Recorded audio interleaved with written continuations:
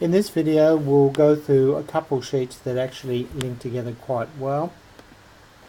So here we've done our predecessors. We're now looking at the risk assessment, the communication plan and the FMEA. So let's go back to the risk assessment. You'll see at the top of this sheet they've got the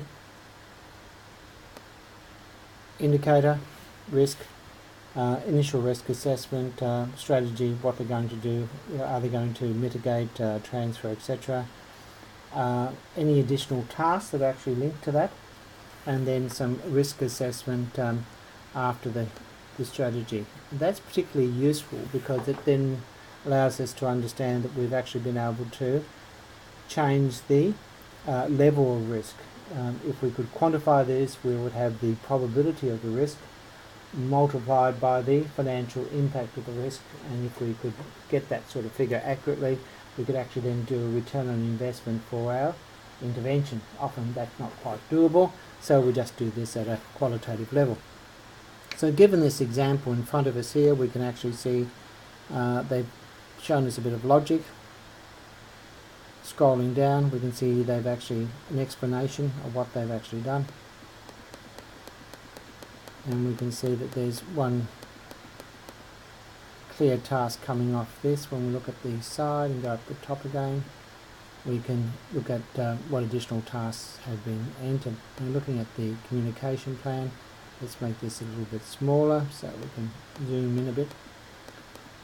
You can see we've got the communication plan, different sort of stakeholders, rationale for any additional tasks. Let's have a look at what additional tasks. So they've got an additional task over here, which involves the marketing team, and so this is going to be linked back into the predecessors that we discussed in the previous slide. So we can see here that both the risk assessment and the communication plan will give rise often to additional tasks. Occasionally it's not an additional task, but a task is actually enlarged in scope to include some additional minor activities.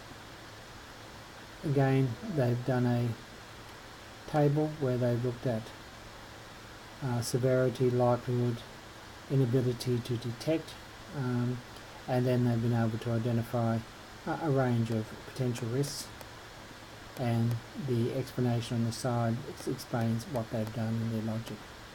Part of this is again linked back to good project governance, that somebody has actually looked at this, even if it hasn't actually created an additional task. It means that they've actually examined all this and they said there's nothing for us to do here, which in and of itself creates a lot of value.